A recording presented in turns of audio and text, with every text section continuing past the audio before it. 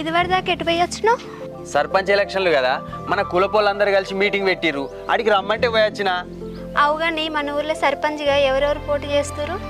ఇంకెవరు నిలబడతారే, ఈసారి lady reservation వచ్చింది కదా, ఆ పాత సర్పంచి ఆయన భార్యనే నిలబెడుతుండు. ఈ 5 ఏళ్ళు సర్పంచ్గా ఉండి వాళ్ళు ఏం చేసిర్రు? రోడ్లు సగగా లేకపోయి, నీళ్లు సగగా రాకపోయి, ఎవరైనా మంచోళ్ళు నిలబడితే బాగుండు. ఎవరు చెప్తే ఎవరు వింటారే, వాళ్ళకు నిలబడాలని కాయిష్ ఉండాలి కానీ ఇంకా సత్తన్నకు సర్పంచ్ కావాలని బాగా కాయిష్ ఉండేనే.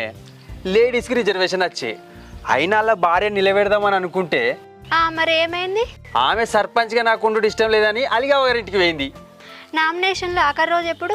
ఇయ్యాల నేనే. తెలంగాణ రాష్ట్రంలో స్థానిక ఎన్నికల నామినేషన్ పర్వం నేటితో ముగియనుంది. ఈ రోజు దాటిందంటే నామినేషన్ వేసే ఛాన్స్ లేదు. అరే ఆపరా,